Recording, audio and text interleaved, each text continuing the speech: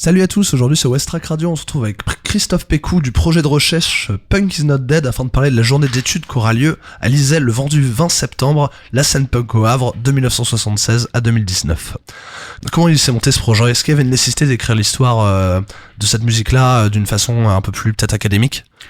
Alors le projet, il est né en 2015, donc c'est un projet de recherche universitaire qui veut justement travailler sur cet objet de musique qui est le punk pour essayer de faire l'histoire de ce mouvement qui a jamais été écrite, à part bien évidemment par quelques journalistes, mais là avec une démarche scientifique. Alors on trouve aussi bien des historiens, des sociologues, des spécialistes de l'histoire de l'art, des anthropologues, etc.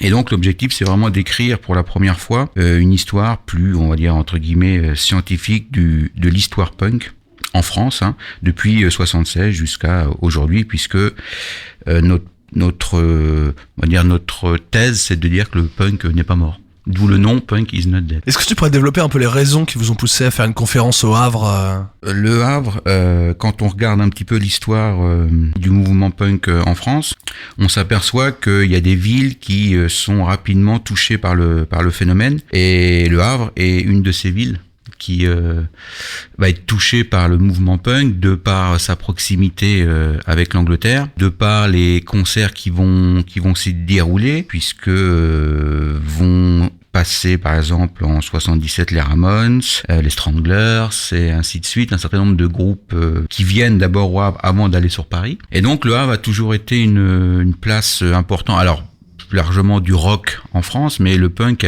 y a trouvé sa place. Et grâce aussi à des salles, la salle Franklin puis François Ier. Donc le Havre est devenu une place forte du mouvement, on va dire punk rock. D'où l'intérêt de comprendre un petit peu pourquoi et comment cette culture punk s'est développée au Havre et plus largement aussi en Normandie, puisqu'il y a le Havre, mais après il y a Rouen, il y a Paris. Enfin ouais, donc il y a des filiations entre les grandes villes normandes, et donc l'intérêt c'était aussi de travailler sur le Havre, parce que j'avais déjà organisé avec ma collègue Estelle Girard et le projet PIN une journée d'études à Caen, une journée d'études à Rouen, donc il manquait la troisième grande ville qui est le Havre. Est-ce que tu peux me parler un peu de l'organisation de ce qui est un peu plus qu'une conférence mais une journée d'études, et qui seront les intervenants et quel sera le rôle du public lors de cette journée?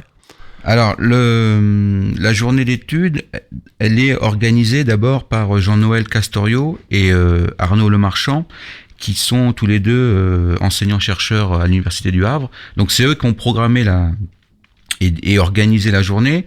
Le projet PIN est venu s'accoler à cette journée, puisque on travaille sur la Normandie, donc on a réussi à trouver une entente et donc de proposer aussi un certain nombre d'invités que l'on connaissait chacun dans notre côté. Donc la journée d'études elle va commencer à 9h30. Donc en gros une journée d'études c'est une succession de présentations, alors un petit peu plus, on va dire, entre guillemets, scientifiques, sur des thématiques autour du punk. Donc on va trouver, avec ma collègue Estelle Girard, on va présenter un petit peu les origines du punk en Normandie, pour essayer de contextualiser un petit peu. Il va y avoir différentes communications sur le Havre lui-même à travers des acteurs. Il y aura Marc Minelli qui présentera un petit peu son ressenti quand il était au Havre.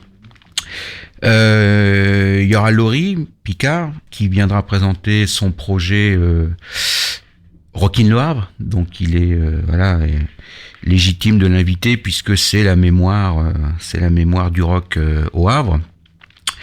On va avoir aussi du Havre Valérie Roger qui elle a créé le fanzine Aliénation dans les années 80 et qui a aussi créé le label Trash Record et la boutique. Après on aura aussi des invités ou des témoignages. Donc il y aura, en espérant qu'il soit là, Little Bob qui viendra à une table ronde aussi avec Gérald Guignot. Alors Gérald Guignot, lui, il est pas havrais, il est trouvillais, mais il a surtout travaillé chez New Rose. Donc l'objectif c'est aussi de montrer comment les maisons de disques, enfin les labels et les magasins de disques diffusent aussi la musique havrais ou les groupes havrais et les liens avec par exemple chez Closer. On aura une succession d'interventions. Alors il y aura Louise Barrière sur la question des musiques queer et féministes. Donc on essaie à chaque fois d'aborder un petit peu différentes facettes du punk, pas seulement le côté musical, même s'il est au cœur du projet, en essayant de tourner un petit peu autour de cette culture. Donc il y aura une succession des tables rondes. C'est ouvert au public, c'est gratuit.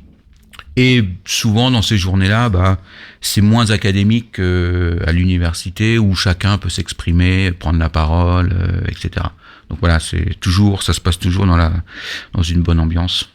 Est-ce que vous avez pour projet, lors de cette journée d'études, d'évoquer les évolutions du punk, je pense à la scène hardcore notamment?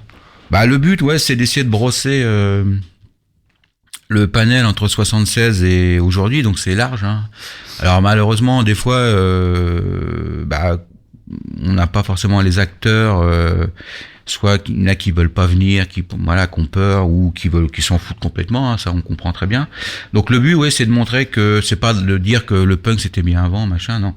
C'est de montrer que ce mouvement-là, il est parti d'une base qui était très rock'n'roll au départ, Et puis au fur et à mesure du temps, avec des générations différentes, il s'est transformé. En France, il y a eu ce qu'on a appelé le rock alternatif, qui est pas forcément pareil que les premiers groupes de 77-76.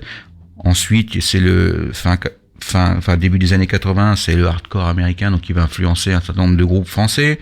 Donc le but, c'est d'essayer de voir un peu tout le panel qui peut être autour du punk, même l'électropunk, le folk punk,